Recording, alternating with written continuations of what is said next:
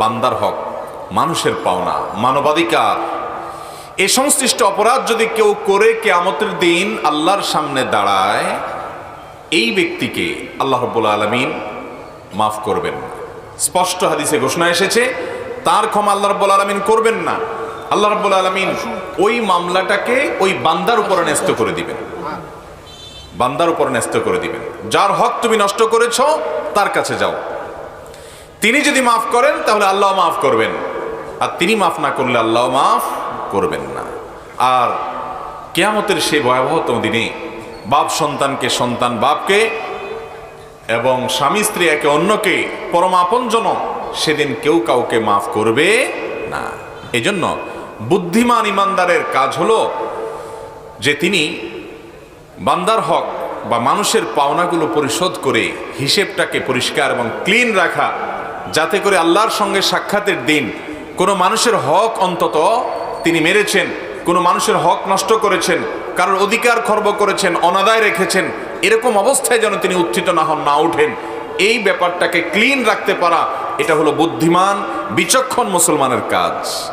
আমাদের সমাজে অনেক মানুষ আছে, দেখবেন আল্লাহর হক আদায় করেন, নামাজ পড়েন, রোজা রাখেন, হজ করেন, জাকাত দেন, কোরআন তেলাওয়াত করেন, ওয়াজ মাহফিল শুনেন, ওয়াজ মাহফিল করেন, এই কাজগুলো অনেক করেন, কিন্তু এই আল্লাহর বান্দা মানুষের হক, মানুষের পাওনা, তার কাছে কার কি পাওনা আছে সেগুলো পরিশোধ করেন না। অনেক সময় জানেনও না যে কার কি পাওনা আছে। আল্লাহ তাআলা আমাদের সকলকে আল্লাহর হকের পাশাপাশি বান্দার হকগুলো আদায় করার তৌফিক দান করুন। মুহতারাম হাজিরিন, ঈমানটাকে বিশুদ্ধ করার পর, আল্লাহর হক তথা ফরজ ইবাদতগুলো করার পর, হারাম থেকে বাঁচার পর, একজন বিচক্ষণ ঈমানদারের সর্বপ্রধান কাজ হলো এই মানুষের হক সংশ্লিষ্ট বিষয়গুলোকে সর্বোত্তমভাবে ডিল করা। নবী করিম সাল্লাল্লাহু আলাইহি সাল্লাম বলেছেন, মান সাআ খুলুকুহু সাআ দীনুহু, যে ব্যক্তির আচার আচরণ, ব্যবহার, মানুষের সাথে তার যে দেনা পাওনা আছে এই বিষয়গুলোকে সে সঠিকভাবে করে না, এগুলোকে নষ্ট করে, তার আচরণ খারাপ হয়, এই ব্যক্তির দিনদারি খারাপ, এই ব্যক্তির তাকওয়া নষ্ট, এই ব্যক্তি ভালো মুসলমান হতে পারে না। 10 শ্রেণীর মানুষের হক যদি আমরা আদায় করতে পারি, তাহলে ইনশাআল্লাহ বান্দার হকের যে একটা বড় দায় আমাদের উপরে আছে সেটা অনেকখানি আদায় হয়ে যাবে। নাম্বার 1, আল্লাহর হক আদায়ের পর আল্লাহ রাসূল সাল্লাল্লাহু আলাইহি সাল্লামের হক হলো তার প্রতি ঈমান আনা, তার আনুগত্য করা। সেটা আদায়ের পর আল্লাহর জমিনে সবচেয়ে বড় এবং বেশি হক এবং অধিকার হলো যে মানুষের, সেই মানুষ হলেন মাতা এবং পিতা, মা এবং বাবা। মা বাবার হক এটা এত জটিল, এত জটিল। কোন সন্তান তার মা বাবার জন্য যদি তার সারা জীবনের সমস্ত আনুগত্যকে নিবেদন করে দেয়, শ্রদ্ধা নিবেদন করে, বিনয় অবনত থাকে, মা বাবার সামনে দাস মালিকের সামনে যেরকম থাকে সেরকম থাকে, প্রজা রাজার সামনে যেরকম থাকে সেরকম থাকে, তবুও মা বাবার হক কোনোদিন আদায় করে শেষ করা সম্ভব নয়। শুধুমাত্র গর্ভধারণ করা, দুনিয়াতে আসার ক্ষেত্রে ভূমিকা পালন করা, এই দায়টুকু যদি পরিশোধ করতে চায় সন্তান, সারা জীবন মা বাবার সেবা করে, খেদমত করে, মা বাবার সঙ্গে সদাচরণ করেও পরিপূর্ণভাবে সে দায় পরিশোধ করে ফেলেছে, এমনটি মনে করার কোনো কারণ নাই। আল্লাহ তাআলা কোরআনে কারিমে বলেছেন, ওয়াকাদা রাব্বুকা আল্লা তা'বুদু ইল্লা ইয়্যাহু ওয়া বিল ওয়ালিদাইনি ইহসানা। তোমার রব ফয়সালা করেছেন যে আল্লাহ ছাড়া কারোর ইবাদত করা যাবে না। এরপরেই বলেছেন এবং মা বাবার সাথে সদ্ব্যবহার করতে হবে। দেখুন, আল্লাহর ইবাদত, শিরক মুক্ত ইবাদতের নির্দেশ করার পর সাথে সাথে আল্লাহ রাব্বুল আলামিন যার ইবাদত, যার সেবার কথা বলেছেন, যার হকের কথা বলেছেন, অধিকারের কথা বলেছেন, আল্লাহর পাশাপাশি আল্লাহর পরপরই যার অধিকারের কথা উল্লেখ করেছেন তিনি হলেন মা এবং বাবা। আব্দুল্লাহ ইবনে আব্বাস রাদিয়াল্লাহু তাআলা আনহু, আব্দুল্লাহ ইবনে ওমর রাদিয়াল্লাহু তাআলা আনহু, তারপর আবু হুরায়রা রাদিয়াল্লাহু তাআলা আনহু সহ সিনিয়র বহু সাহাবা ইকরামের জীবন ইতিহাসে আমরা দেখতে পাই মা বাবার প্রতি সন্তান কিরকম সেবা করতে হবে তার একটা নমুনা তারা রেখে গেছেন। আমরা তাদের রুহানি সন্তান। সাহাবী আব্দুল্লাহ ইবনে ওমর রাদিয়াল্লাহু তাআলা আনহু বাইতুল্লাহর তওয়াফ করছেন।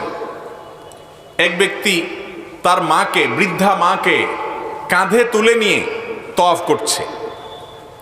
বাবা যেরকম শিশু সন্তানকে কাঁধে নিয়ে কোলে নিয়ে তওয়াফ করে, সে তার মাকে কাঁধে তুলে নিয়ে তওয়াফ করছে। এবং বৃদ্ধা মানুষ, তাকে নিয়ে তওয়াফ করতে অনেক কষ্ট হচ্ছে।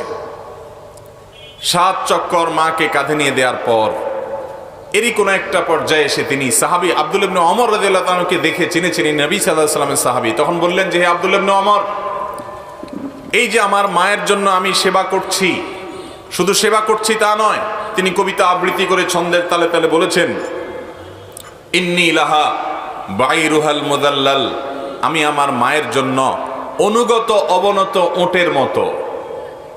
একটা ওঁট যেরকম মালিকের বসার জন্য অবনত হয়ে মাটিতে বসে যায়, বিশাল কাহি বিশাল কাই বিশাল দেহি ওঁট যেরকম মালিকের সামনে মালিককে পিঠে চড়াবার জন্য বসে যায়, অবনত হয়ে যায়, আমি আমার মায়ের জন্য এরকম ওঁটের মতো থাকি। আমি কি আমার মায়ের হক আদায় করতে পেরেছি? আব্দুল ইবনে ওমর রাদিয়াল্লাহু তাআলা বলেছেন, না, আদায় হয় নাই, এবং এটা সম্ভব না। কারণ তোমার মা যে গর্ভে ধারণ করেছেন, তোমাকে যে ভূমিষ্ঠ করেছেন, এই কষ্টগুলো, এই পরিমাণের কষ্ট আল্লাহ রাব্বুল আলামিন কোরআনে হাকিমে বলেছেন, হামালাতহু উম্মুহু কুরহা ওয়া ওয়াদাআতহু কুরহা। তার মা, মানুষের মা, তাকে গর্ভে ধারণ করে কষ্ট করে, গর্ভ থেকে ভূমিষ্ঠ করেন কষ্ট করে। আল্লাহ যেটাকে কষ্ট বলছেন, কষ্টের উপরে কষ্ট বলছেন, সেটা কত কষ্ট এটা শুধুমাত্র মায়েরা বা জানেন। এটা সন্তানরা, পুরুষরা কখনো আঁচ এবং প্রকৃত অনুমান করতে পারে না। যেই ত্যাগ 10 মাস ধরে করতে হয়, যে ত্যাগ তৎপরবর্তী সময়গুলোতে করতে হয়, যে স্নেহ মমতা যতটা নির্মলভাবে, নির্মোহভাবে, নিঃস্বার্থভাবে মা দিয়ে থাকেন, সেটা বাবাও দেন না, পৃথিবীতে কোনো মানুষ দেয় না, দিতে পারে না। মায়ের মমতাকে যদি পৃথিবীতে ভিজুয়াল কোনো জিনিস দিয়ে দেখানো যেত যে কি, তাহলে পৃথিবীতে সমস্ত মমতা, সমস্ত মায়া, সমস্ত ভালোবাসাগুলো তার সামনে ম্লান হয়ে যেত মায়ের মমতার সামনে। হয়তো মা গরিব হওয়ার কারণে সন্তানকে অনেক কিছু দিতে পারেন না, হয়তো মা অশিক্ষিত হওয়ার কারণে প্রকাশ করতে পারেন না, কিন্তু তার ভেতরের যে মমতা থাকে, এটাকে আরশে আজিমের মালিক, সৃষ্টিকর্তা, যিনি অন্তরের খবর রাখেন, তিনি সার্টিফিকেট দিয়েছেন, তার চাইতে বড় মমতাকারী পৃথিবীতে আর কেউ হতে পারে না, কেউ আপন হয় না এত। আব্দুল্লাহ ইবনে ওমর রাদিয়াল্লাহু তাআলা আনহুর এই কথা শোনার পর সেই ব্যক্তি নড়ে চড়ে বসলো, যে এত কষ্ট করার পরও তিনি বলছেন, না, তোমার মায়ের জন্য তুমি একেবারে হক আদায় করে ফেলেছো, এরকম তৃপ্তির ঢেকুর তোলার সুযোগ নাই। ভাইরা আমার, আবু হুরায়রা রাদিয়াল্লাহু তাআলা আনহু সবচেয়ে যে বেশি সংখ্যক হাদিস বর্ণনাকারী সাহাবী, অল্প সময়ে নবী করিম সাল্লাল্লাহু আলাইহি সাল্লামের সবচেয়ে বেশি সাহচর্য যারা নিয়েছেন, তাদের মধ্যে থেকে একজন। এই আবু হুরায়রা রাদিয়াল্লাহু তাআলা আনহু মার পাগল সন্তান ছিলেন। এত পাগল সন্তান ছিলেন, তার মা তার উপরে অনেক অত্যাচার করেছে, অনেক জুলুম করেছেন, তাকে প্রহার করতেন। তিনি তখন রীতিমতো অ্যাডাল্ট, একজন বড় মানুষ, প্রাপ্তবয়স্ক। মায়ের সামনে ছোট শিশু যেরকম থাকে, এই অ্যাডাল্ট মানুষটা নিজেকে সেভাবে নিবেদন করেছেন। মা যে তাকে প্রহার করতেন, অন্যায়ভাবে করতেন, ইসলাম কেন গ্রহণ করেছে সেজন্য প্রেসার দিতেন। আবু হুরায়রা রাদিয়াল্লাহু তাআলা আনহু তারপরও কখনো মায়ের চোখের দিকে তাকাবেন এটা কল্পনাও করতে পারতেন না। বরং একদিক থেকে মা তাকে কষ্ট দিতেন, অপরদিকে নবীজির কাছে বলতেন, ইয়া রাসূলুল্লাহ, আমার মায়ের হেদায়েতের জন্য দোয়া করেন। নবী সাল্লাল্লাহু আলাইহি সাল্লাম দোয়াও করেছেন, আল্লাহ তাআলা হেদায়েত দিয়েছেন, তাকে ঈমান তিনি এনেছেন। একদিন আবু হুরায়রা রাদিয়াল্লাহু তাআলা আনহুর মা তাকে ডেকেছেন, ডাক দিয়েছেন। আবু হুরায়রা রাদিয়াল্লাহু তাআলাকে নাম ধরে, হে অমুক, ওনার নাম আব্দুর রহমান ছিল, আরো অনেকগুলো মতামত ওনার নাম নেই, কথার কথা আব্দুর রহমান এরকম ডাক দিয়েছেন মা। তো সাহাবী আবু হুরায়রা রাদিয়াল্লাহু তাআলা আনহু সেই ডাকের জবাবে একটু জোরে উত্তর দিয়েছেন। মা যেই ভলিউমে ডেকেছেন, ছেলে আবু হুরায়রা রাদিয়াল্লাহু তাআলা আনহু জবাব দেওয়ার সময় ভলিউমটা তার চেয়ে বেশি হয়ে গেছে, মা আসছি, জাস্ট এটুকু। এটাকে তো আমরা দোষের কোনো কিছু মনে করি না বা করার কথা না। মা ডাক দিয়েছেন যতটুকু আওয়াজে, ছেলের জবাব দেওয়ার সময় একটু জোরে আওয়াজ হয়ে গেছে, মানে মায়ের ডাকেরটার চাইতে ভলিউম বেশি ছিল। এরপর তিনি নিজেকে ভৎসনা শুরু করলেন, আত্মশাসন শুরু করলেন, নিজেকে নিজে এবার তিনি শাসন করলেন যে আমি এটা কি করলাম। মায়ের ডাকের চাইতে, মায়ের আওয়াজের চাইতে আমার আওয়াজটা একটু বড় হয়ে গেল। আল্লাহ যে কোরআনে কারিমে মা বাবার প্রতি সদাচরণ করতে বলেছেন, এটা তো সদাচরণ হলো না। মা বাবারা অনুগত থাকতে বলেছেন, এটা তো সেটা হলো না। তাহলে কি করতে হবে? এটার প্রায়শ্চিত্ত স্বরূপ তিনি দাস দাসী মুক্ত করা থেকে নিয়ে তৎকালীন যুগের আর্থিক ইবাদত, আল্লাহর রাস্তায় দানের ক্ষেত্রে সর্বোচ্চ যে ত্যাগ, এ যুগে কাউকে মার্সিডিজ গাড়ি দান করে দেওয়া, লক্ষ লক্ষ টাকা দান করে দেওয়ার মতো তখন ছিল দাস দাসী মুক্ত করা, দামি অ্যাসেট ছিল। এই কাজটা করে তিনি প্রায়শ্চিত্ত করেছেন যে মায়ের আওয়াজের চাইতে আমার আওয়াজটা কি হয়ে গেছে, বড় হয়ে গেছে। মুহতারাম হাজরিন, ঠিক একইভাবে আব্দুল ইবনে আব্বাস রাদিয়াল্লাহু তাআলা আনহু, তাকে জিজ্ঞাসা করা হয়েছিল যে বাবার প্রতি যে সদ আচরণ করার নির্দেশ করা হয়েছে, এটার অংশ হিসাবে কিভাবে চলতে হবে।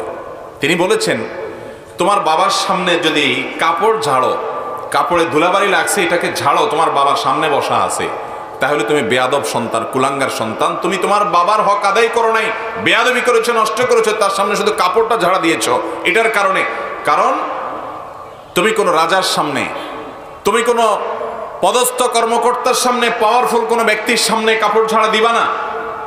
তোমার বিবেকে বাঁধবে, দুনিয়ার যত বড় নেতা, যত বড় ব্যক্তি হোক, যত বড় আলেম হোক, যত বড় হুজুর হোক, যত বড় শেখ হোক, যত বড় আল্লাহর নেককার বান্দা হোক, যত বড় ইমাম খতিব হোক, হারামের ইমাম হোক, তোমার কাছে তোমার মা বাবার চাইতে বেশি শ্রদ্ধা পাওয়ার উপযুক্ত আল্লাহর জমিনে আর কেউ নাই।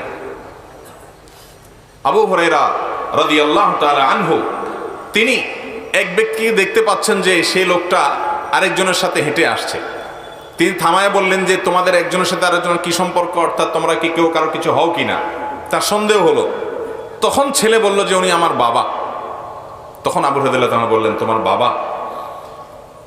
তুমি শুনে রাখো, যদি এই লোকটা তোমার বাবা হয়ে থাকে তাহলে কখনো তার নাম ধরে ডাকবে না, আর তার আওয়াজের উপরে কোনো দিন তোমার আওয়াজ হবে না।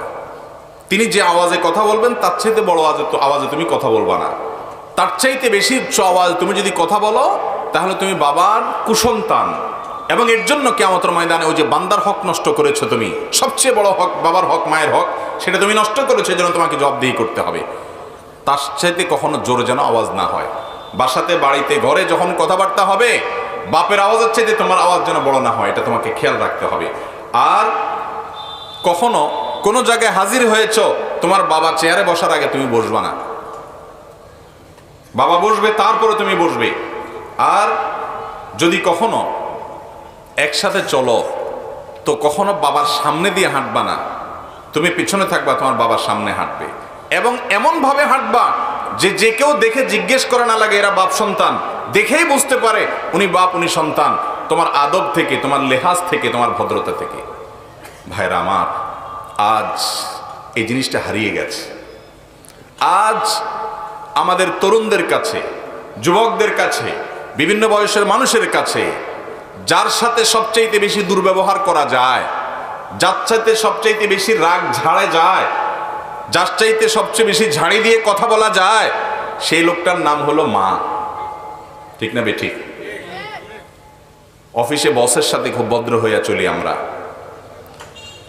নিজের নেতার সাথে ভদ্র হইয়া চলি আমরা, যার কাছে কোনো ঠেকা আছে, কাজ আছে, তার কাছে একেবারে বিড়াল হইয়া চলি আমরা, বন্ধু বান্ধবের সাথে তো আমরা একেবারে অন্তরঙ্গ জিগরি দোস্তের মতো চলি আমরা, নিজের বউয়ের কাছেও বিড়াল হয়ে চলি আমরা।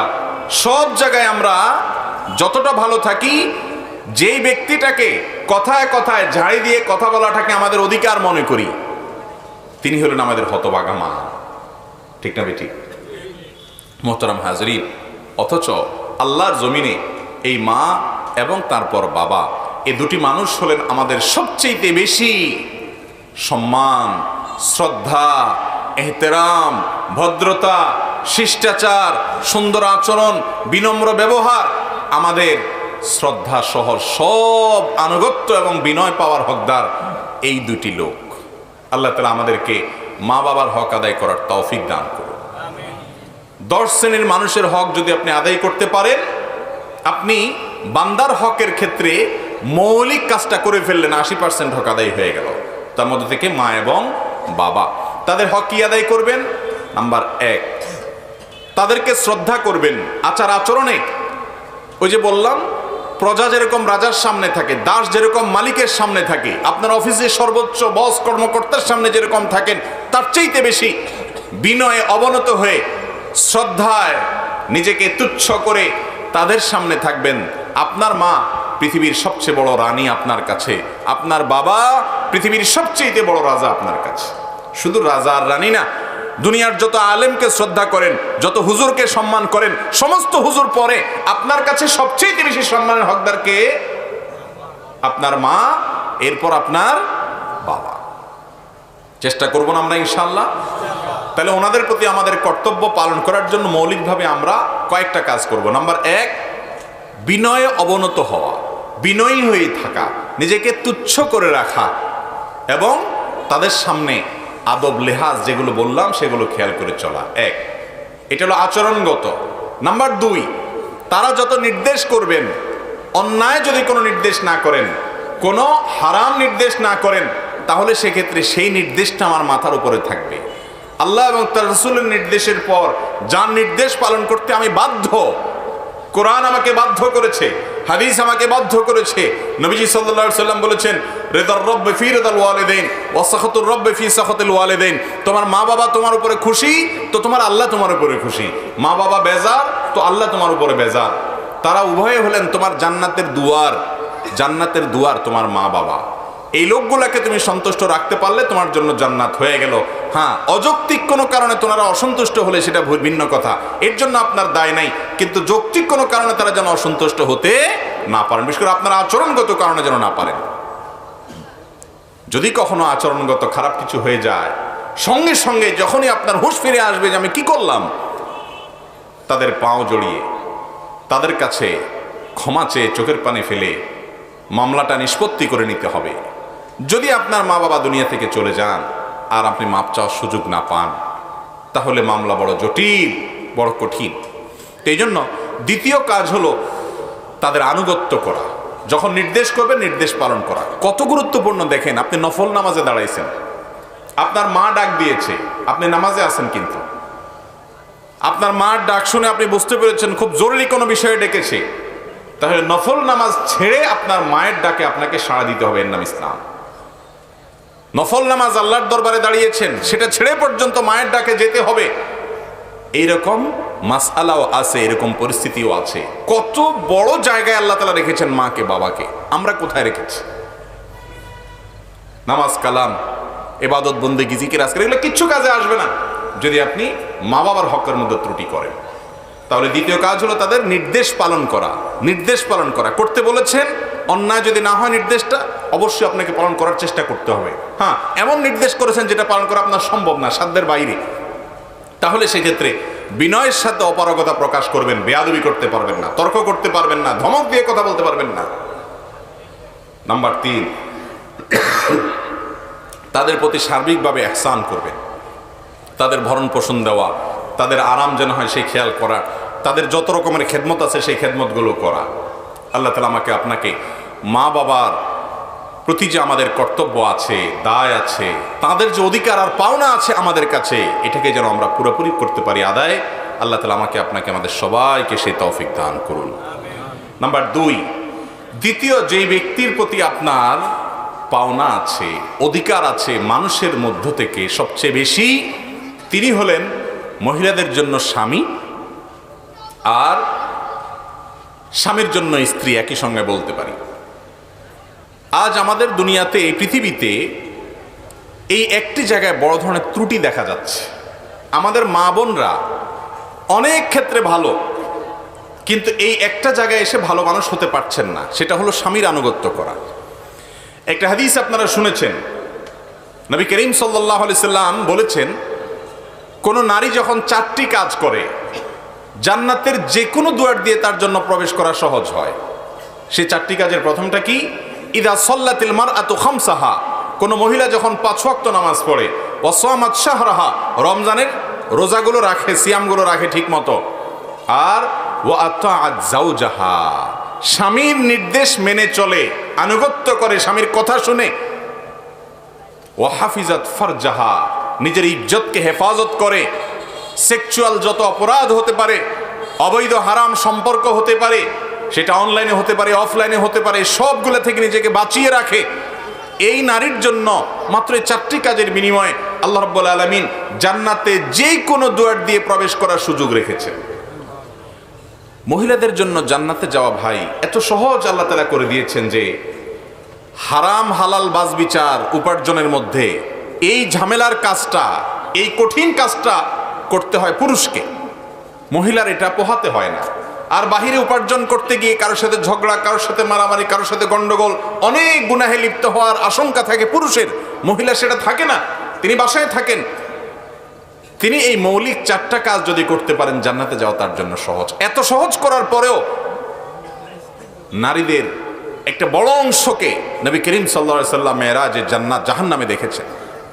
এর প্রধান কারণ হলো যে আমাদের মা বোনরা নামাজ পড়তে রাজি, রোজা রাখতে রাজি, কিন্তু তৃতীয়টা করতে রাজি না, অর্থাৎ স্বামীর আনুগত্য করতে রাজি না।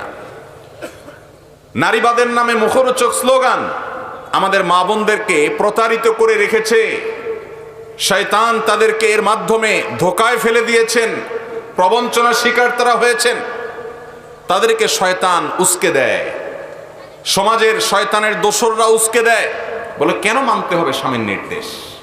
এই জন্য দেখবেন অনেক মুত্তাকি পরহেজগার মহিলারাও এই জায়গাটা এসে ধরা খেয়ে যান। আল্লাহর এক নেককার বান্দা কোন এক সালাফের কাছে, কোন এক আল্লাহর বড় এক মুখলেস এবং সালেহ বান্দার কাছে একজন মহিলা এসে প্রশ্ন করেছেন যে, উস্তাজ, আমি অনেক সালাত সিয়াম করি, নফল রোজা রাখি, রাতভর নামাজ পড়ি, সাদেকা করি, কোরআন তেলাওয়াত করি, জিকির আজকার করি, কিন্তু ইবাদতের যে স্বাদটা, এটা আসলে আমি সেভাবে পাচ্ছি না, কারণটা কি? তখন তিনি জিজ্ঞেস করলেন, তোমার সাথে তোমার স্বামীর সম্পর্কটা কেমন বোন?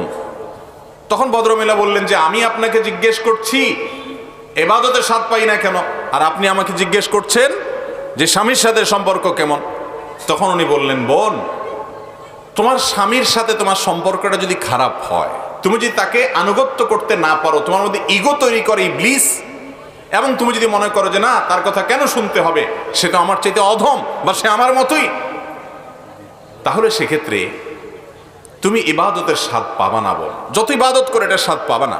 এটা আল্লাহর পক্ষ থেকে একটা বড় পরীক্ষার বিষয়। আজকের এই সময়টাতে আমাদের মা বোনরা স্বামীকে আনুগত্য করা, শ্রদ্ধা করা, এই জিনিসটা ভুলে গেছে। যতটুকু মনে হয় আব্দুল্লাহ ইবনে মুবারক রাহিমাহুল্লাহর স্ত্রী, তিনি বা কোনো এক সালাফ এর স্ত্রী, তিনি বলেছেন, সেই যুগে বলেছেন সে যুগের নারীদেরকে যে, হে আমাদের সমাজের মেয়েরা, তোমাদেরকে বলছি শোনো, আমরা আমাদের স্বামীদেরকে, প্রজারা রাজাদেরকে যেরকম শ্রদ্ধা করত, এরকম শ্রদ্ধা করতাম। আজ সেটা হারিয়ে গেছে। শয়তান মুখরোচক নানা স্লোগান দিয়ে আমাদের মা বোনদেরকে উস্কে দিয়েছে। নামাজি, কালামি, পর্দানসীন মহিলা পর্যন্ত সব করতে রাজি আছে, পর্দাটাও করতে রাজি আছে, কিন্তু স্বামীর কথা শুনতে রাজি না। তর্ক করবে কথায় কথায়, ঠিক না ভাই? ঠিক। একসাথে থাকতে গেলে তর্ক হতে পারে, একসাথে থাকতে গেলে মনের অমিল হতে পারে, ঝগড়াঝাটিও হতে পারে। নবী করিম সাল্লাল্লাহু আলাইহি সাল্লামের দাম্পত্য জীবনে স্ত্রীদের সাথে মনোমালিন্য হয়েছে ছোটখাটো ইস্যুতে, বড় কোনো মনোমালিন্য, ছোটখাটো মনোমালিন্য হয়েছে, আমাদেরও হতে পারে, হওয়াটা দোষের না।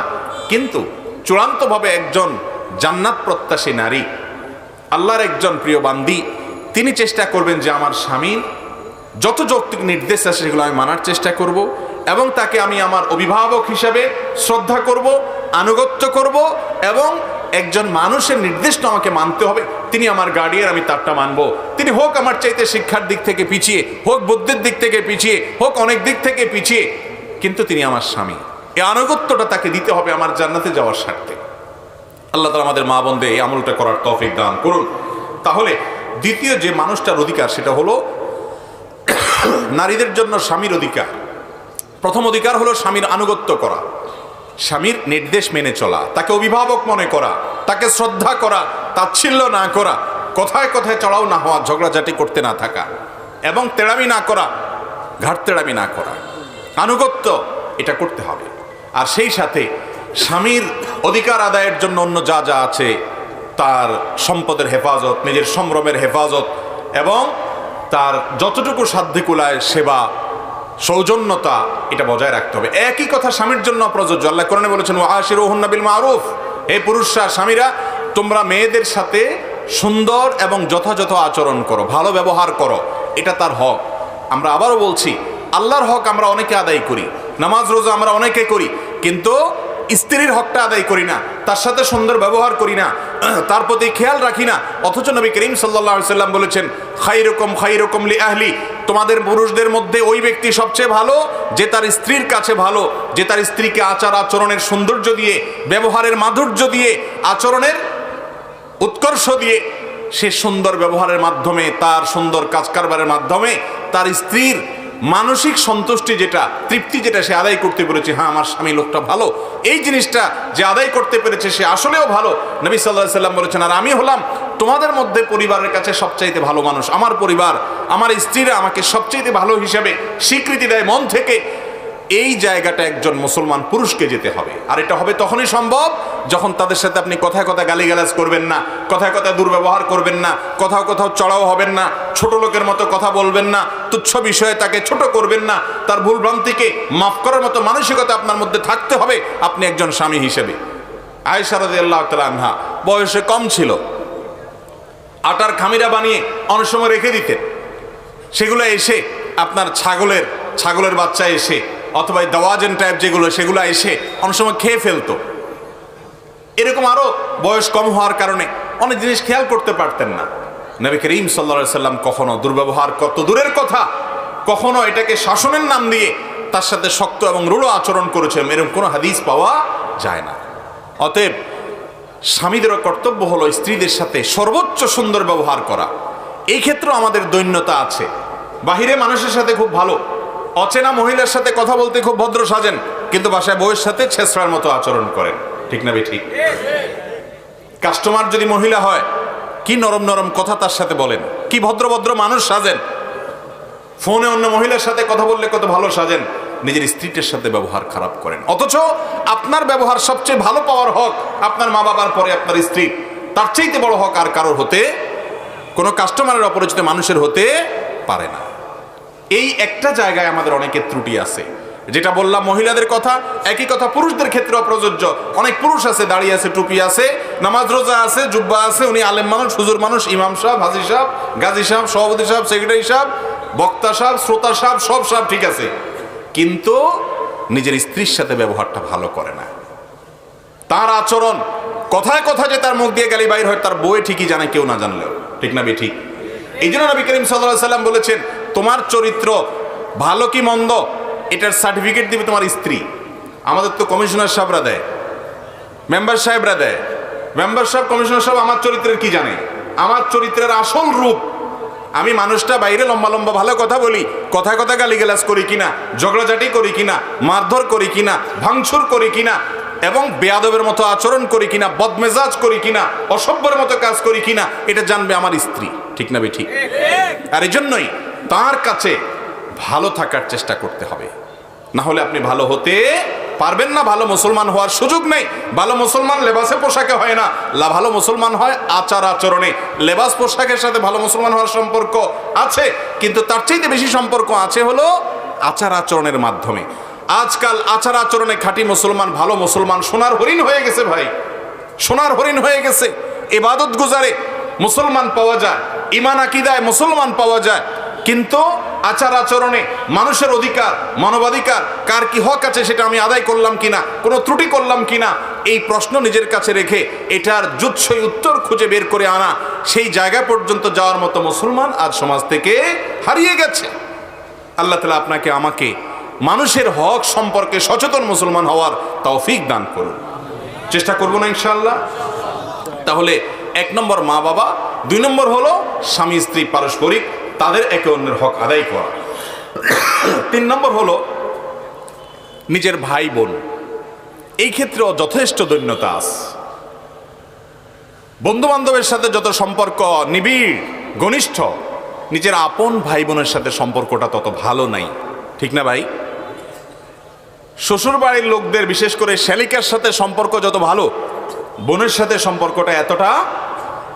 শ্বশুর বাড়ির শ্যালক তাকে যতটা আদর করেন, স্নেহ করেন, নিজের আপন ভাইটাকে সেরকম আদর, বন্ধু বান্ধবরে যতটা অগ্রাধিকার দেন, হাদিয়া তোফা দেন, চা পানি খাওয়ান, নিজের ভাইটার প্রতি ততটা খেয়াল করেন না, ঠিক না বে ঠিক? বিশেষ করে যখন বড় হয়ে যায়, যখন স্বার্থের আঘাত চলে আসে, যখন বিয়ে শাদী করে ফেলে, তখন ভাই ভাইকে চিনে না, ভাই বোনকে চিনে না। স্ত্রীকে ভালোবাসেন, মহব্বত করেন, সুন্দর আচরণ করেন, কিন্তু স্ত্রীর যদি কুবুদ্ধি দেয়, সেই কুবুদ্ধির কারণে আপনার বোনকে, আপনার ভাইকে আপনি যদি পর করেন, আপনি একটা নির্বোধ, আপনি একটা বোকা মুসলমান, আপনি কখনো বিচক্ষণ মুসলমান হতে পারবেন না। স্ত্রীকে স্ত্রীর হক আদায় করতে হবে, ভাই বোনেরটা ঠিকই করতে হবে, একজনের কারণে আরেকজনের উপরে অবিচার করা যাবে না। কিন্তু এই জায়গায় আমাদের অনেক মুসলমান ভাইরা আছে, আমরা ভুল করে ফেলি। ভাই বোনের কি অধিকার? প্রথম অধিকার হলো তাদেরকে আপনি মমতা দিতে হবে, স্নেহ দিতে হবে যদি ছোট হয়, আর যদি বড় হয় তাহলে শ্রদ্ধা করতে হবে, যে আমার বড় ভাই, বাবার পরে তাকে আমাকে শ্রদ্ধা করতে হবে, তার নির্দেশ মানতে হবে। তিনি অশিক্ষিত হলেও তাকে সম্মান করতে হবে, কারণ তিনি আমার বড় ভাই।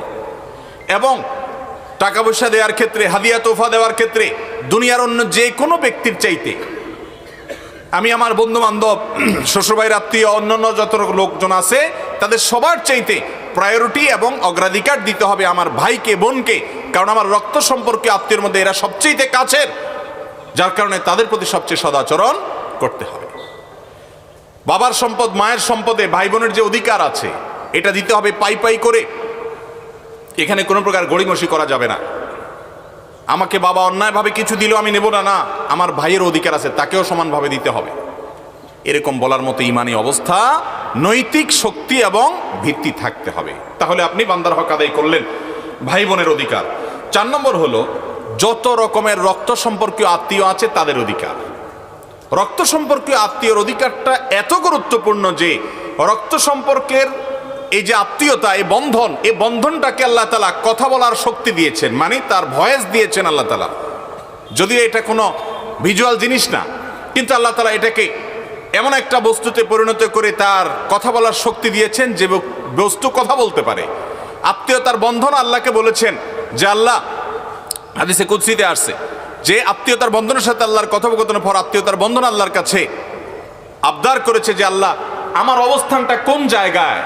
আল্লাহ রাব্বুল আলামিন তখন আত্মীয়তার বন্ধনকে বলেছেন, এটা কি যথেষ্ট নয় তোমার জন্য যে তোমার অবস্থান আমি এমন জায়গায় দিয়েছি, যে ব্যক্তি তোমাকে ঠিক রাখবে, অর্থাৎ আত্মীয়তার বন্ধনকে ঠিক রাখবে, আমি তার সাথে সম্পর্ক সংযুক্ত রাখবো, বান্দা হিসাবে পরিচয় দিব, আর যে ব্যক্তি তোমার সম্পর্ক ছিন্ন করব, আমিও তাকে সম্পর্ক ছিন্ন করে দিব। আত্মীয়তার বন্ধন এত বড় একটা বিষয়। আত্মীয়তার বন্ধন রক্ষা করা ফরজ, এটা কোনো সুন্নত নফল আমল না। আমাদের অনেক মুসলমানরা জানে না যে আত্মীয়তার সম্পর্ক রক্ষা করা কি ভাই ফরজ। আত্মীয়তার সম্পর্ক রক্ষা করা বলতে কি বোঝায়? আত্মীয়তার সম্পর্ক রক্ষা করতে বোঝায় হলো যাদের সাথে আপনার রক্তের সম্পর্ক আছে, ব্লাডের সম্পর্ক আছে, আপনার শরীরের রক্ত তার শরীরের রক্তর কানেকশন আছে, এই মানুষগুলো হলো আপনার রক্ত সম্পর্কীয় আত্মীয়। তাদের সাথে আপনার সম্পর্ক রক্ষা করতে হবে। সম্পর্ক রক্ষা করা মানে কোনো কারণে তাদের সাথে সম্পর্ক ছিন্ন করতে পারবেন না, জায়েজ নাই, কোনো যুক্তিতে না। হ্যাঁ, কোনো আত্মীয় আপনার উপরে অন্যায় আচরণ করে, আপনি সম্পর্ক রক্ষা করতে গেলে উল্টা আরো চড়াও হয়, নানাভাবে ক্ষতি করার চেষ্টা করে, তখন আপনি আত্মরক্ষার জন্য দূরে থাকতে পারেন। এই ছাড়া অন্য কারণে আপনি আপনার রক্ত সম্পর্কীয় আত্মীয়র সাথে সম্পর্ক ছিন্ন করতে পারেন না। এই রক্ত সম্পর্কীয় আত্মীয় কারা? প্রথম হলেন বাবার দিককার আত্মীয়, যেমন আপনার বাবা, আপনার মা, আপনার ভাই বোন, আপনার চাচা, আপনার ফুফু এবং চাচাতো ভাই বোন, আপনার দাদা দাদি, এরা হলেন রক্ত সম্পর্কীয় আত্মীয়র প্রথম ক্যাটাগরি। দ্বিতীয় ক্যাটাগরি হলো আপনার মা, মায়ের মা অর্থাৎ নানি, আপনার মামা, আপনার খালা, মামাতো ভাই বোন, এরা হলেন তৃতীয় ক্যাটাগরির আত্মীয়, দ্বিতীয় ক্যাটাগরির আত্মীয়। এই দুই ক্যাটাগরির আত্মীয় হলো আপনার রক্ত সম্পর্কীয় আত্মীয়। আজকাল আমাদের সমাজে ক্যাটাগরিটা উল্টে গেছে। তৃতীয় ক্যাটাগরির আত্মীয় যদি আমরা বলতে পারি রক্ত সম্পর্কীয় না, এমনি আত্মীয়, সেটা হলো শ্বশুরবাড়ির দিককার আত্মীয়। এখন আমাদের কাছে উল্টা হয়ে গেছে, যেটা 3 নম্বরের সেটা হয়ে গেছে কি 1 নম্বরের। শ্বশুরবাড়ির দিকটা আত্মীয়টাকে আমরা মনে করি 1 নম্বরের আত্মীয়, আর 2 নম্বরের কোনটাকে মনে করি? মামু, খালু, এদেরকে। আর 3 নম্বরে মনে করি হলো চাচা আর ফুফুকে। ঠিক না বেঠিক? এখনকার ছেলে মেয়েদের সাথে চাচাতো ভাইদের সাথে যোগাযোগ খুব একটা থাকে না, ফুফাতো ভাই বোনদের তো নম্বরই মোবাইলে থাকে না, কিন্তু মামাতো ভাই বোনের সাথে সম্পর্কটা আবার ভালো থাকে। খালাতো ভাই বোনের সাথে যোগাযোগ নিয়মিত হয়। ঠিক না বেঠিক? শরীয়ত যেটাকে যত বেশি গুরুত্ব দিছে ওইটা আমাদের কাছে তত কম গুরুত্বপূর্ণ, কারণ শয়তান আমাদেরকে জাহান্নামে নিবে, তার চ্যালেঞ্জ। এই জন্য সে ওইভাবে আমাদের কাছে জিনিসটাকে উপস্থাপন করে। আমাদের মায়েরা তারা আমাদের শ্রদ্ধার পাত্র, কিন্তু তারাও তো মানুষ। বেশিরভাগ মায়েরাই দেখা যায় যে মামুর বাড়ির ফজিলত ছেলে মেয়েকে অনেক শোনায়, চাচাদের বদনামে ফুফুদের বদনামে বেশি বেশি শোনায়। ঠিক না বেঠিক? তো এখন মার সাথে তো বেয়াদবি করা যাবে না। তিনি যদি আপনি বুঝতেছেন যে মা অন্যায় করতেছে, ভুল করতেছে, আপনি চুপচাপ থাকবেন, কোনো বেয়াদবি করবেন না, তর্ক করতে যাবেন না, কিন্তু নিজের দায়িত্ব আদায়ের ক্ষেত্রে ঠিকই আপনি ঠিকটা করতে হবে। কথা কি বুঝাতে পারছি? তাহলে আত্মীয়তার ক্যাটাগরিতে এ ক্লাসের বা প্রথম আত্মীয় হলো বাপের সম্পর্কীয় যারা, দ্বিতীয় হলো মায়ের সম্পর্কীয় তারা, তৃতীয় যারা রক্ত সম্পর্কীয় আত্মীয় না এমনি আত্মীয়, সেটা হলো শ্বশুরবাড়ির দিককার আত্মীয়।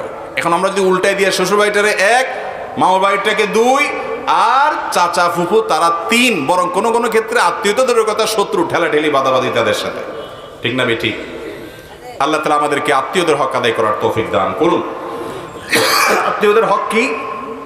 তাদের 1 নম্বর হক হলো সম্পর্ক বজায় রাখা। এখন ফোনের যুগ আসছে, ফোন করেন, কল করেন কয়দিন পর পর। চাচাতো ভাই, ফুফাতো ভাই বোন, ফুফু, বিশেষ করে ফুফু, সবচেয়ে অবহেলিত আত্মীয়র নাম হলো ফুফু। ফুফুর সাথে একটু ফোনে কথা বলেন, একটু খোঁজ খবর নেন। আপনার বাবার বোন আপনার অনেক কাছের আত্মীয়, তার হক অনেক বেশি। আপনার চাচা আপনার বাবার মতো, কোনো কারণে যদি মনোমালিন্য থাকে, জমি জমা নিয়ে গন্ডগোল থাকে, বাপের সাথে থাকুক বা আপনার সাথেও থাকুক, কিন্তু খবরদার তিনি আপনার আত্মীয়। কিয়ামতের দিন বান্দার হক, মানবাধিকার সম্পর্কে যখন আপনাকে প্রশ্নের মুখোমুখি হবে, যেই মামলার নিষ্পত্তি আল্লাহ নিজেও করবেন না, ওই মানুষ থেকে মাপ নিতে হবে, সেই মামলা আপনি ধরা পড়ে যাবেন, তখন আপনি বিপদে পড়বেন। এই জন্য সেই সময় যেন আপনি মুক্তি পান, নাজাত পান, এই জন্য চাচার সাথে সম্পর্কটা ভালো রাখবেন। চাচাতো ভাই বোনদের কোনো হক নষ্ট করবেন না, ফোনে যোগাযোগ রাখবেন। এই যে সম্পর্ক বজায় রাখা, খোঁজ খবর নেওয়া, বিপদ আপদে পাশে দাঁড়ানো 1 নাম্বার। 2, দানের ক্ষেত্রে অন্য গরিবের চাইতে আত্মীয়দেরকে প্রায়োরিটি দিতে হবে। আপনি জাকাতের টাকা দিবেন, আপনার আত্মীয়ের ভিতরে যদি গরিব লোক থাকে, আপনার চাচা, আপনার চাচাতো ভাই বোন, আপনার ফুফু, আপনার মামা, আপনার খালা, তাহলে সেক্ষেত্রে অন্য গরিবদেরকে দেওয়ার আগে ইনাদেরকে প্রায়োরিটি দিতে হবে। এমনকি মাদ্রাসা লিল্লাহ ফান্ডে দিলে যে সওয়াব হবে তার চাইতেও বেশি সওয়াব হবে আপনার এই নিকটাত্মীয় যারা, তাদেরকে যদি দেন। লিল্লাহ ফান্ডে দিলে তার সওয়াব বেশি হওয়ার ভিন্ন কারণ আছে, যে আলেম তৈরি করার ক্ষেত্রে আপনি সহযোগিতা করলেন, কিছু এখানে দেন, কিছু ওখানে দেন, কিন্তু আপনার রক্ত সম্পর্কীয় আত্মীয়দের ব্যাপারে নবী করিম সাল্লাল্লাহু আলাইহি সাল্লাম বলেছেন, আস-সাদাকাতু আলাল মিসকিনি সাদাকা, সাধারণ গরিব মানুষকে তুমি দিলে একটা দানের সওয়াব পাবা। ওয়াস-সাদাকাতু আলাল আকরিবাই আও আলা যিল কুরবা সিলাতুন ওয়া সাদাকাতুন, আর তুমি যদি তোমার রক্ত সম্পর্কীয় আত্মীয় যাদের কথা বললাম এদের মধ্য থেকে কেউ যাকাতের হকদার গরিব মানুষ হয়, তাদেরকে যদি তুমি দান করো, তাহলে সেই দানের কারণে ডাবল সওয়াব পাওয়া। একটা হলো যাকাত আদায়ের সওয়াব পাইলা, আরেকটা হলো তুমি যে তার আত্মীয়কে টাকা দেওয়ার মাধ্যমে সম্পর্ক ভালো করলা, এই জন্য তুমি সওয়াব পাবা। এই জন্য আত্মীয় স্বজনদেরকে দানের জন্য প্রায়োরিটি দিতে হবে। শুধু জাকাত বলে কথা নয়, এমনি হাদিয়া তোহফা বলেন, সাধারণ দান বলেন, আপনি আত্মীয়দেরকে আগে দিবেন। চাচা, ফুফু, চাচাতো ভাই বোন, ফুফাতো ভাই বোন এবং খালা, মামা, মামাতো ভাই বোন, দাদি, দাদা, নানা, নানি, এনাদেরকে প্রায়োরিটি দিবেন। ভাই বোন তাদের মধ্যে সবচেয়ে বেশি। ভাই বোন যদি বড় হয় এবং তারা যদি ভিন্ন সংসার থাকে, তারা যদি আপনার অধীনস্থ না থাকে, তাহলে সেক্ষেত্রে আপনি একটা গিফট দিবেন, বা একসাথে থাকলেও গিফট দিবেন, হাদিয়া দিবেন, তোহফা দিবেন, অন্য কাউকে দেওয়ার চাইতে তাকে দিবেন। আল্লাহ তাআলা আমাদেরকে আমল করার তৌফিক দান করুন। তাহলে 4 নম্বর হলো আত্মীয় স্বজন। 5 নম্বর হলো সন্তান সন্ততি। এই সন্তান সন্ততিটা সিরিয়াল আরো উপরে উঠতে পারে, আমি 5-এ বললাম। যাই হোক, এই সন্তান সন্ততির প্রতি আমাদের কর্তব্য আছে। ওয়াজ শুধুমাত্র একচেটিয়া হয় আমাদের দেশে, সেটা কি? মা বাবার অধিকার নিয়ে কথা হয়, আমিও আজকে অনেক কথা বলেছি, কিন্তু সন্তানের অধিকার নিয়ে ওয়াজ এত বেশি হয় না। এই ওয়াজটা অনেক বেশি হওয়া দরকার। সন্তানের যেরকম কর্তব্য আছে বাবা মার প্রতি, বাবা মায়েরও এরকম কর্তব্য আছে সন্তানের প্রতি। কথা বুঝতে পারছেন? কিয়ামতের দিন আল্লাহ রাব্বুল আলামিন সন্তানকে যে জিজ্ঞাসাবাদ করবেন যে তুমি তোমার বাবা মার কি হক আদায় করছো, বাবা মাদেরকেও জিজ্ঞাসা করবেন তুমি তোমার সন্তানের কি হক আদায় করেছো। কথা কি বুঝাতে পারছি? সন্তানের অধিকার কি? অনেক লম্বা চড়া, সেদিকে আমি যাব না। নাম্বার 1, আপনার সন্তানকে ভরণ পোষণ দিতে হবে। এই বিষয়ে ওয়াজ না করলেও আমরা আজকাল দেই, যা দরকার তাও দেই, যা দরকার না তাও দেই, টাকা পয়সা তো দেই, সাথে মোবাইল ফোনও দেই, নেটও দেই, এমবিও কিনে দেই। পোলাপানকে যা দরকার হয় চাইতে না চাইতেই আমরা দিয়ে দিই। এখন এই দেওয়ার জন্য ওয়াজ করার দরকার নাই, সব বাপ মাই চেষ্টা করে ছেলে মেয়েকে দেওয়ার জন্য। কিন্তু এর চাইতে বড় যে পাওনা তাদের আছে, গুরুত্বপূর্ণ যে পাওনা আছে, সেটা হলো তাদেরকে তারবিয়াত দিতে হবে। তারবিয়াত কি? তারবিয়াত হলো তাদেরকে নীতি নৈতিকতা শিখাতে হবে, তাদেরকে আল্লাহর ভয় দেখাতে হবে, আল্লাহর সাথে সম্পর্ক করতে হবে, আল্লাহর সম্পর্কে ধারণা দিতে হবে। আল্লাহ কে? মহান সৃষ্টিকর্তা, তার সামনে দাঁড়াতে হবে, আল্লাহ রাব্বুল আলামিনের সাথে সম্পর্ক গড়ে দিতে হবে। ভালো মানুষ হওয়ার জন্য সঠিক ট্র্যাকে তুলে দিতে হবে। ভালো মানুষ যেন সন্তান হয়, সেজন্য নিজেরা ভালো মানুষ হয়ে তার সামনে সেটার স্যাম্পল নমুনা পেশ করতে হবে, তাই সে যেন দেখে দেখে শিখতে পারে। ভালো মানুষ যেন হয়, সেজন্য ভালো প্রতিষ্ঠানে তাকে ভর্তি করাতে হবে। ভালো মানুষ যেন হয়, ভালো মানুষের সাথে উঠা বসার সুযোগ করে দিতে হবে। সন্তান যাতে নষ্ট না হয় সেদিকটা খেয়াল করতে হবে। এবং সন্তানের প্রতি আরেকটা কর্তব্য হলো, সন্তানদের মধ্যে কোনো প্রকার বৈষম্য করা যাবে না। এক সন্তানকে জমি লিখে দিলেন, আরেক সন্তানকে দিলেন না। মেয়ে সন্তান দেখে তাদেরকে ঠকালেন, ছেলেদেরকে সব দিয়ে দিলেন, এগুলো অন্যায়। এই কাজগুলো যদি বাবা মা করেন, তাহলে সেক্ষেত্রে আপনি এক্ষেত্রে বান্দার হক নষ্ট করলেন, সন্তানের হক নষ্ট করলেন। মনে করছেন আমারই তো সন্তান, কি আর হবে না, কিয়ামতের ময়দানে এই সন্তান আল্লাহর আদালতে মামলা করবে আপনার বিরুদ্ধে যদি আপনি অবিচার করেন। এই জন্য বান্দার হকের মধ্যে সন্তানের হকটা অনেক গুরুত্বপূর্ণ। তাদেরকে ভরণ পোষণ দিতে হবে, তাদেরকে তারবিয়াত এবং সঠিক দীক্ষা দিতে হবে, মনুষ্যত্ব শেখাতে হবে, ভালো মানুষ হওয়ার জন্য চেষ্টা করতে হবে। শুধু ভালো স্কুল কলেজে চান্স পাওয়ার জন্য অস্থির হয়ে থাকবেন, ছেলে মানুষ হচ্ছে কিনা, নাকি পশুর আচরণ নিচ্ছে, সে আল্লাহকে চিনে কিনা, সে নামাজ পড়ে কিনা, তার ভিতরে ম্যানার্স আছে কিনা, সেগুলো খেয়াল রাখতে হবে। এটা তার পাওনা। যদি আপনি না দেন, কিয়ামতের ময়দানে এই ছেলে নষ্ট হওয়ার কারণে আপনাকে জবাবদিহি করতে হবে, কারণ আপনি তাকে সঠিক পথ দেখাননি। কথা কি বুঝাতে পারছি? এর পাশাপাশি সন্তানের মধ্যে সমতা বজায় রাখতে হবে। একজনকে মহব্বত করতে গিয়ে আরেকজনকে জুলুম করতে পারেন না। বিদেশ থেকে এক সন্তান টাকা কামাই করে পাঠাইছে, সারা জীবন টাকা আপনার নামে পাঠাইছে, আপনি জমি লিখে দিলেন আপনার নিজের নামে, এরপরে যেগুলো টোটো করে এলাকায় ঘুরছে ওইগুলোকেও জমির ভাগ দিয়ে দিলেন, আর ওই বেচারা তার জীবন শেষ করলো কামাই করতে করতে। এইরকম জুলুম অনেক বাপ মা করেন কি করেন না? এগুলো করা যাবে না। ইনসাফ করতে হবে, যার যতটুকু হক তাকে ততটুকু দিতে হবে। বিশেষ করে একটা অন্যায় তো বাংলাদেশে 1999 জন বাপ মা করেন, সেটা হলো সম্পদ থেকে মেয়েকে বঞ্চিত করা। মনে করে যে মেয়েকে দিলে লাভ কি, এটা তো পরের বাড়িতে চলে যাবে, ঠিক না? অথচ আল্লাহ রাব্বুল আলামিন বলেছেন, আবাউকুম ওয়া আবনাউকুম লা তাদরুনা আইয়ুহুম আকরাবু লাকুম নাফআ। তোমাদের সন্তান, তোমাদের পিতামাতা কে তোমাদের কত বেশি উপকারে আসবে তোমরা জানো না। আল্লাহ তাআলা যে সম্পদে ভাগ দিয়েছেন, সেই ভাগ অনুযায়ী সবাইকে দিয়ে দিবে। ফরিদাতুম মিনাল্লাহ, এটা আল্লাহর পক্ষ থেকে নির্ধারণ করা, আল্লাহ নির্ধারণ। আল্লাহ শুরুতে বলেছেন, ইউসিকুমুল্লাহ ফি আওলাদিকুম, তোমাদের সন্তানদের ব্যাপারে আল্লাহ ওসিয়ত করছেন। আল্লাহ মালিক হয়ে, সৃষ্টিকর্তা হয়ে অর্ডার করছেন, এটা না বলে আল্লাহ বলছেন ওসিয়ত করছেন, সেটাও অর্ডার। কিন্তু এই শব্দের মাধ্যমে এক ধরনের আবেদন আছে, এর মধ্যে এক ধরনের আবেদন আছে। আল্লাহ ওসিয়ত করছেন সম্পদ বন্টনের ক্ষেত্রে, এটা আল্লাহর নির্ধারণ, খবরদার এটা তুমি এটাকে চেঞ্জ করার ইখতিয়ার তোমার রাখো না। তোমার সম্পদে তোমার ছেলের যদি 1 আনা হক থাকে, মেয়ের 8 আনা আছে। তোমার ছেলের যদি 50 টাকা হক থাকে, মেয়ের 25 টাকা আছে। বেশিরভাগ বাবা মা এই জায়গায় এসে ভালো মানুষের পরিচয় দিতে পারেন না, মুসলমানের পরিচয় দিতে পারেন না।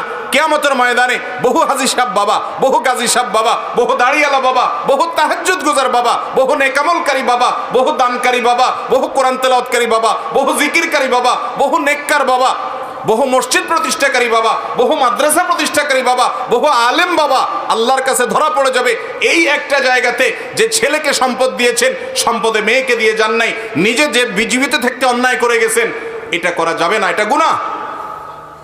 আপনার ঘরে জন্মগ্রহণ করেছে, সে আপনার সন্তান, তার পাওনা হয়ে গেছে, এটা আপনাকে দিতে হবে। এমনকি সে যদি আপনার কথা না মানে, সে আপনার প্রতি খেয়াল না রাখে, তারপরেও তাকে হক দিতে হবে। এটা আল্লাহর নির্ধারণ, আপনি এটাকে চেঞ্জ করার কোনো অধিকার রাখেন না। কথা কি বুঝাতে পারছি ভাইরা আমার?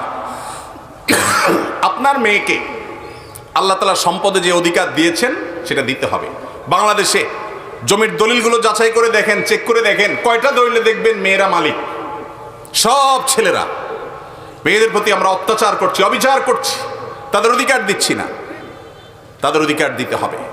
বাবারা, বান্দার হক বড় ডেঞ্জারাস, বড় ডেঞ্জারাস। ইয়াউমা ইয়াফিরুল মারউ মিন আখিহি ওয়া উম্মিহি ওয়া আবিহি, কিয়ামতের দিন সন্তান বাপকে দেখে পালাবে, ছেলে মেয়ে পরিচয় দিবে না সেদিন। আপনি এর আশা করেন না যে আমারই তো মেয়ে। অনেক বাপ মা আছে নিজের এই অবৈধ কর্মটাকে হালাল করার জন্য মেয়েকে ডেকে বলে, বা মা তোমাদেরকে আল্লাহ অনেক দিচ্ছে, এখন তোমরা তো যাই হোক বিয়ে শাদী হয়েছে, খরচ টরচ করছি, এখন এগুলো আমি এদেরকে দিতে চাই, তোমরা কি বলো? তো মেয়েরা শরমে পড়ে, লজ্জায় পড়ে, কি আর বলবে, ঠিক আছে আব্বা আপনি যেটা ভালো মনে করেন। হয় না, হয় না এরকম? অন্যায়, অবিচার, কোনো কাহিনী চলবে না। মেয়েকে জিজ্ঞেস করা যাবে না। কেন জিজ্ঞেস করবেন? জিজ্ঞেস করা মানে তাকে লজ্জায় ফেলে দেওয়া। বাধ্য হয়ে সে দিতে চায় না। ভাইদের সামনে, সবার সামনে জিজ্ঞাসা করবেন, সে বলবে না আমারটা আমাকে দিতে হবে, তাহলে তো ভাই বলবে বেটা তোমার আর জায়গা নাই। এগুলো অন্যায়। সে তার সম্পদ এখান থেকে নেওয়ার পরেও আজীবন সে ভাইয়ের বিটা আসতে পারবে, তার রাইট। কারণ ভ্রাতৃত্বের বন্ধনের কারণে ভাই বোনকে দেখবে, বোন ভাইকে দেখবে, এটা তাদের কর্তব্য পারস্পরিক। মা বাবারা এ অন্যায় করবেন না। সম্পদ দেওয়ার ক্ষেত্রে বৈষম্য করবেন না, বান্দার হক নষ্ট করা হয় এক্ষেত্রে। সন্তানদের বিষয়টা খেয়াল রাখবেন। নাম্বার 6, যে মানুষের অধিকার আমাদের কাছে, আমাদের উপরে সবচেয়ে বেশি, সে মানুষটা হলেন আমাদের আত্মীয় তালিকা। এতক্ষণ গেল, এই আত্মীয়ের তালিকার পরে যার অধিকার সবচেয়ে বেশি, সে লোকটা হলেন প্রতিবেশী। সে লোকটা কি রে ভাই? প্রতিবেশী। একবার নবী করিম সাল্লাল্লাহু আলাইহি সাল্লাম বলেছেন, জিবরিল আমাকে আসমান থেকে বারবার এসে আত্মীয়র ব্যাপারে যেন আমি প্রতিবেশীর ব্যাপারে যেন আমি সাবধান থাকি, সেজন্য এত বেশি তিনি আমাকে গুরুত্ব আরোপ করে গেছেন যে আমার কাছে মনে হচ্ছিল না জানি কখন জিবরিল আইসা বলে, আপনি মারা গেলে আপনার সম্পদে ছেলে মেয়ের যেরকম ভাগ আছে, হিস্সা আছে, আপনার প্রতিবেশীরও হিস্সা আছে, না জানি এটা কখন বলে বসে। আমি সেই চিন্তায় ছিলাম, কারণ এত বেশি গুরুত্ব দেওয়া হচ্ছে প্রতিবেশীর ব্যাপারে। আর আমাদের অবস্থা কি ভাই? আমাদের অবস্থা হলো, আজকাল সবার সাথে সম্পর্ক ভালো হলেও আশপাশের যারা বসবাস করে তাদের সাথে সম্পর্কটা খারাপ। ঠিক না ঠিক? এমনকি মসজিদের পাশে যদি কোনো বাড়ি থাকে, মসজিদ কমিটির লোকজন, ইমাম সাহেব, মুয়াজ্জিন সাহেব, তাদের অত্যাচারে অনেক সময় আশপাশের লোকেরা তারা ভালো থাকতে পারেন না। হয় কি হয় না এরকম?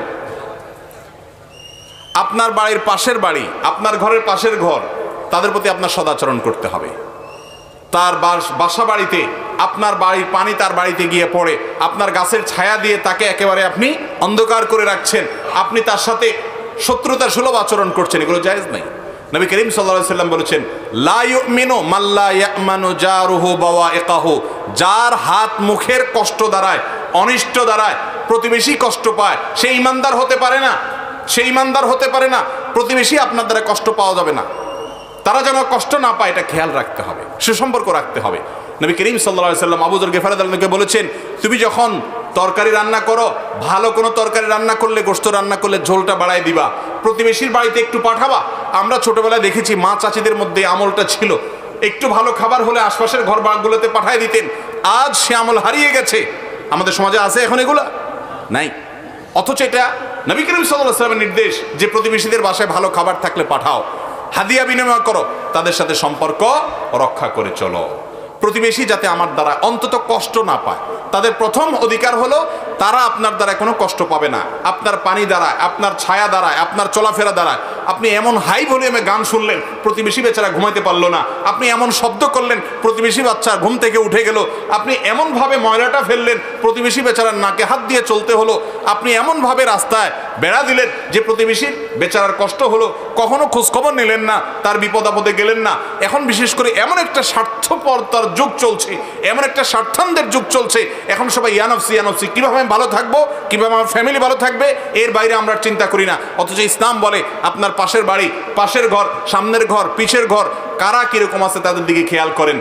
আপনি যখন বাসে চলাচল করেন, চেয়ার কোচে যান, ভালো গাড়িতে যান, আপনি সিটটা ডাউন করার এখতিয়ার আছে, এমনভাবে ডাউন করে দিলেন পিছের লোকের বেচারা বুকের উপরে চলে আসলো। আবার পিছের লোকালে এমনভাবে ধমক দিল, ধাক্কা দিল যে আপনি কষ্ট পেয়ে গেলেন। অথচ আপনারা দুইজন যাত্রী একে অন্যের প্রতিবেশী অন্তত কয়েক ঘন্টার জন্য। কথা কি বুঝাতে পারছি? এই প্রতিবেশীর অধিকার একজন মুসলমান আদায় করবে যে আমার দ্বারা আমার প্রতিবেশী কষ্ট পাবে না। আমি ভালো কিছু রান্না করলে প্রতিবেশীর জন্য পাঠিয়ে দিব। এবং প্রতিবেশীর সাথে সম্পর্কটা ভালো রাখতে হবে। বেশিরভাগ প্রতিবেশীর সাথে সম্পর্ক ভালো নাই, জমি পাশে আছে তো প্রতিবেশী আপনার পাশের জমিওয়ালা আপনার প্রতিবেশী, তার সম্পর্ক তার হক রক্ষা করা তো পরের কথা, উল্টা আইল ঠেলে ঠেলে তার হক নষ্ট করি আমরা, ঠিক না বে ঠিক? আল্লাহ তাআলা আমাদেরকে বান্দার হক আদায় করার তৌফিক দান করুন। ভাইরা আমার, এই জায়গাগুলোতে আপনি ভালো মানুষ হতে পারলে আপনি সত্যিই ভালো মানুষ, আপনি সত্যিই খাঁটি মুসলমান। আপনি খাঁটি মুসলমান লম্বা জুব্বা দিয়ে হবেন না, খাঁটি মুসলমান বড় টুপি দিয়ে হবেন না, খাঁটি মুসলমান বড় পাগড়ি দিয়ে হবেন না। আপনার খাঁটি মুসলমান হওয়া নির্ভর করে আপনার প্রতিবেশীর সাথে আপনার আচরণ কেমন, আপনার মানুষের সাথে আচরণ কেমন।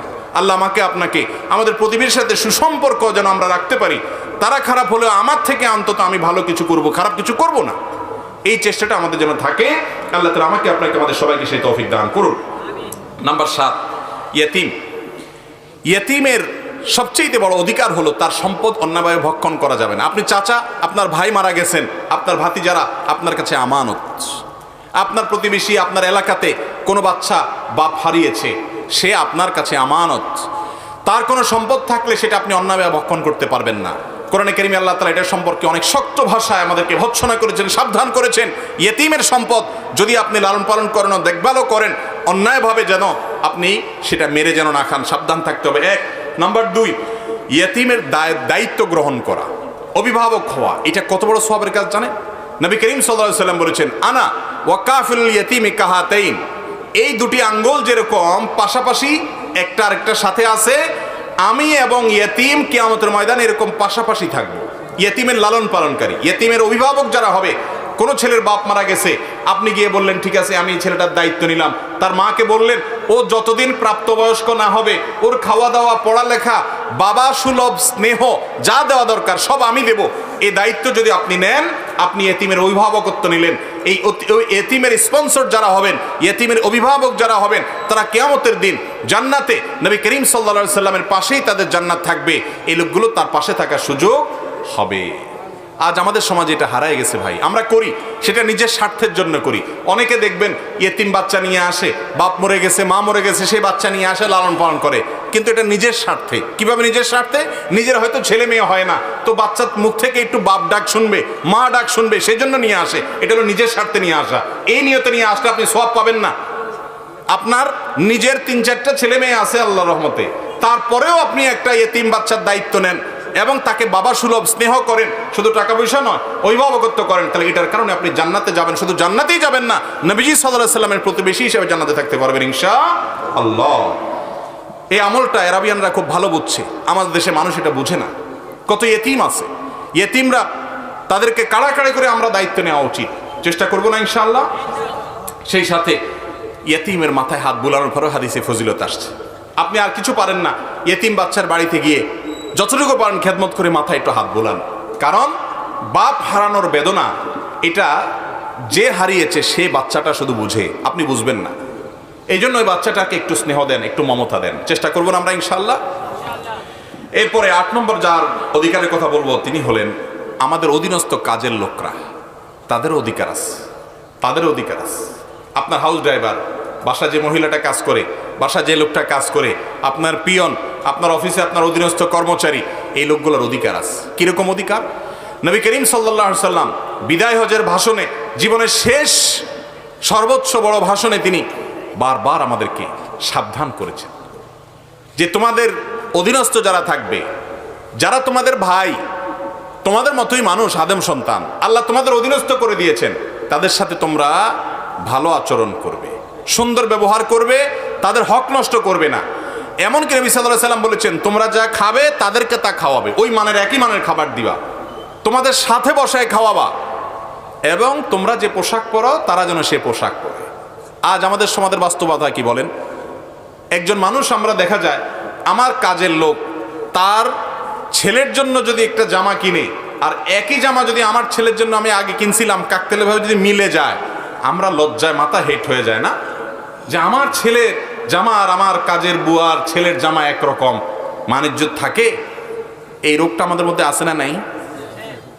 আহা, অথচ কাজের বুয়ার ছেলে সেও মানুষ, আপনার ছেলে সেও মানুষ। শুধু মানুষ না, এমন হতে পারে ওই ছেলেটা আপনার ছেলের চাইতে আল্লাহর কাছে প্রিয় মানুষ, জান্নাতি, তাহলে সে তো অনেক শ্রেষ্ঠ। আর সেটা সেই চিন্তা নাও করেন আপনি, মানুষ আরেকজন মানুষকে ঘৃণা করবে এবং তার মতো হবে না। অনেক বাসা বাড়িতে তো আছে কাজের লোকরা, আমি দেখেছি, অনেক আগে দেখেছি যে অনেক বাসাতে ছোট্ট কাজের মেয়ে, সে নিচে ঠান্ডার সময় শীতের সময় নিচে বসে থাকে, সোফায় মালিক বসে থাকে, মালিকের বাচ্চারা বসে, তার বসা নিষেধ সোফায়, কারণ মালিকের বাচ্চার সাথে বসলে এটা তার ইজ্জত যায়। এই মূর্খ, এই অসভ্যরা নাকি আধুনিক।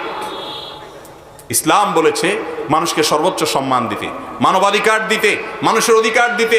অধীনস্থদের ব্যাপারে নবী সাল্লাল্লাহু আলাইহি সাল্লাম বলেছেন তাদের ঘাম শুকানোর আগে আগে তাদের পারিশ্রমিক দিয়ে দাও, মাস শেষ হওয়ার আগে বেতন দিয়ে দাও। তাদের অধিকার নিয়ে টালবাহানা করবে না, তাদেরকে সম্মান দিবে। আমার নবী করিম সাল্লাল্লাহু আলাইহি সাল্লাম কাজের লোক সেবকদেরকে নিজের সাথে বসাইয়া একই দস্তরখানে খাওয়াতেন। আজ আমরা কয়জন মুসলমান আছি এরকম বুক রাখে, এরকম কলিজা আছে যে আমার ড্রাইভার আমার সাথে বসে প্লেটে খানা খাবে, একই প্লেটে খানা খাবে, একই মানের খানা খাবে? আছে এগুলো এখন? অথচ আমরা নিজেদেরকে সভ্য দাবি করি। দুনিয়াতে খাঁটি মুসলমানের চাইতে সভ্যতা আর দুনিয়াতে কেউ শিখতে পারে না, কেউ শেখাতে পারে না। অতএব অধীনস্থদের অধিকার আদায় করতে হবে, তাদের প্রতি অত্যাচার করা যাবে না, অবিচার করা যাবে না। একজন ব্যক্তি তার একজন গোলামকে, দাসকে প্রহার করছিলেন, মারছিলেন। নবী করিম সাল্লাল্লাহু আলাইহি সাল্লাম এই দৃশ্য দেখে পেছন থেকে তাকে ডাক দিলেন, ডাক দিয়ে বললেন, হে অমুক, শুনে রাখো, এই লোকটা তোমার কাজ করে, কাজের লোক, তোমার আল্লাহ পাওয়ার দিয়েছেন, মালিক বানাইছেন, তুমি তার উপরে যতটা ক্ষমতা রাখো, আরশের মালিক তোমার উপরে তার চেয়ে অনেক বেশি ক্ষমতা রাখে, অনেক বেশি ক্ষমতা রাখে। তুমি অত্যাচার করছো, ভয় করো আরশের মালিককে, যদি তিনি পাকড়াও করেন তুমি কোথায় যাবা? আল্লাহ তাআলা আমাদেরকে অধীনস্থদের হকগুলো আদায় করার তৌফিক দান করুন। তাহলে তাদের হক হলো তাদের সাথে সুন্দর আচরণ করা, জুলুম না করা, এবং ঘাম শুকানোর আগে পারিশ্রমিক দিয়ে দেওয়া, এবং একই মানের খাবার খাওয়ানো, পাশে বসে খাওয়ানো, এবং একই মানের পোশাক তাদেরকে পরানো, আন্তরিকতা দেখানো, তাদের বোঝাকে হালকা করে দেওয়া। আর 9 নম্বর হলেন বৃদ্ধ মানুষ, বড়রা, বয়সে বড়। নবী সাল্লাল্লাহু আলাইহি সাল্লাম বলেছেন যে বড়কে সম্মান করে না সে আমার উম্মত হতে পারে না। বড়কে সম্মান করতে হবে ভাই। আজকাল এটাও হারিয়ে গেছে, বড়দেরকে, সিনিয়রদেরকে কি করা হয় না? সম্মান করা হয় না। বিশেষ করে যুবক ভাইদেরকে বলবো, আপনার বয়সে বড় মুরব্বী, তাদেরকে সম্মান করাটা ইসলাম আপনার জন্য আবশ্যক করেছে, নির্দেশ দিয়েছে। নবী সাল্লাল্লাহু আলাইহি সাল্লাম বলেছেন লাইসা মিন্না মাল্লাম ইউআক্কির কাবীরানা, যে ব্যক্তি আমাদের বড়দেরকে, সিনিয়রদেরকে সম্মান করে না সে আমার উম্মত না। এই জন্য বড়দেরকে সম্মান করতে হয়, তাদের নির্দেশ মানতে হয়, তাদের সামনে নিজে বিনয়ী হয়ে থাকতে হয়। একটা সময় আমাদের সমাজের সৌন্দর্য ছিল ভাই, একজন মুরব্বী এলাকা দিয়ে, রাস্তা দিয়ে হেঁটে গেলে যুবকরা পাশে দাঁড়িয়ে যেত, বিনয়ী হয়ে সালাম দিত। এখন আছে সব? পারলে গায়ের উপর এমন একটা ভাব। 2-4 জন একসাথে হলে তো মুরব্বীর সাথে বেয়াদবি করতেও পিছপা হয় না। বাসে উঠার পর একজন মুরব্বী উঠেছে, আপনি সিটে বসে আছেন, আপনি একজন মুরব্বীকে সম্মান করা নবীজির নির্দেশ, একটা ইবাদত, একটা সওয়াব। কিছু জিনিস আছে সওয়াব, এটা আমরা সওয়াব মনে করি না ভাই। সুবহানাল্লাহ, আলহামদুলিল্লাহ বলা সওয়াবের কাজ। একজন মুরব্বীকে দেখে সিট ছেড়ে দিলেন, এটাও সওয়াবের কাজ, বরং এটা কোনো কোনো ক্ষেত্রে অনেক বড় সওয়াবের কাজ হতে পারে। কিন্তু আমরা এগুলো আজকাল করি না। এই জন্য সিনিয়রদেরকে সম্মান করতে হবে, এটা তাদের অধিকার। আর 10 নম্বর সর্বশেষ হলো ওলামা একরামের সম্মান। ওলামা একরামের সম্মান, নবী সাল্লাল্লাহু আলাইহি সাল্লাম এও বলেছেন যে মাল্লাম ইয়ারিফ লিআলিমিনা হাক্কা, যে ব্যক্তি আমার আলেমদের হক বা অধিকার, সম্মান, মর্যাদা বুঝে না, এই লোকটা আমার উম্মত না। এই জন্য একজন মানুষ আলেম, তিনি ভিন্ন চিন্তার আলেম, আপনার মতের সাথে মিলে না, তারপরও তিনি আলেম হওয়ার কারণে সম্মানের হকদার, মর্যাদার হকদার, তার প্রতি সম্মান বজায় রেখে, শ্রদ্ধা বজায় রেখে আপনাকে চলতে হবে। এই যে মানুষগুলোর কথা বললাম, এগুলো ছাড়াও আল্লাহ তাআলা অমুসলমানদের অধিকার রেখেছেন। একজন অমুসলমান তিনি যেন আপনার দ্বারা কষ্ট না পায়, অবিচার না করেন, তার প্রতি অনেক অধিকার আছে, সেগুলো আপনাকে আদায় করতে হবে। এবং সেই সাথে মানুষ তো মানুষ, অন্যান্য সৃষ্টিগুলোর প্রতি আপনাকে আন্তরিক হইতে হবে, তারপর আপনি ভালো মুসলমান হইতে পারবেন, কিয়ামতে আল্লাহর আদালতে মুক্তি পেতে পারেন। এক নজর আবারও 10 জনের কথা বলে দিচ্ছি। 1 নম্বর হলো মা বাবা, 2 নম্বর হলেন স্বামী স্ত্রী একে অন্যের প্রতি যে অধিকার আছে সেগুলো আদায় করা, 3 নম্বর হলো ভাই বোন পারস্পরিক অধিকার আদায় করতে হবে, 4 নম্বর হলো রক্ত সম্পর্কে আত্মীয় যারা আছেন তাদের অধিকার আদায় করতে হবে, কি কি অধিকার বিস্তারিত বলেছি। 5 নম্বর হলো নিজের সন্তানদের প্রতি যে অধিকার আছে, তাদের যে পাওনা আছে সেগুলো পরিশোধ করতে হবে, কর্তব্য আদায় করতে হবে। আর 6 নম্বর হলো প্রতিবেশীর প্রতি সদাচরণ করা থেকে যত কর্তব্য আছে সেগুলো আদায় করতে হবে। 7 নম্বর হলো ইয়েতিমের প্রতি যে কর্তব্য আছে সেটা আদায় করতে হবে। 8 নম্বর হলো অধীনস্থ চাকর বাকর এবং কাজের লোক, তাদের প্রতি যে অধিকার আছে সেটা আদায় করতে হবে। এবং 9 নম্বর হলো বড়দের প্রতি, বয়সে বড়দের প্রতি শ্রদ্ধা প্রদর্শন সহ যত তাদের পাওনা আছে সেগুলো পরিশোধ করতে হবে। 10 নম্বর হলো আলেমের অধিকার আদায় করতে হবে। এছাড়া যত মানুষের অধিকার আছে সবগুলো যদি আমরা আদায় করি, ইনশাআল্লাহ আমরা হতে পারবো সবচেয়ে ভালো মুসলমান, সবচেয়ে ভালো মানুষ, সবচেয়ে ভালো মুত্তাকি, সবচেয়ে বড় পরহেজগার, সবচেয়ে বড় আল্লাহওয়ালা, সবচেয়ে বড় জান্নাতের হকদার এবং দাবিদার ইনশাআল্লাহ। আল্লাহ তাআলা আমাকে, আপনাকে, আমাদের সবাইকে আল্লাহর হকের পাশাপাশি বান্দার হক সম্পর্কে সচেতন, সতর্ক, দায়িত্ববান মুসলমান হওয়ার তৌফিক দান করুন। ওয়া আখিরু দাওয়ানা আনিল হামদুলিল্লাহি রাব্বিল আলামিন।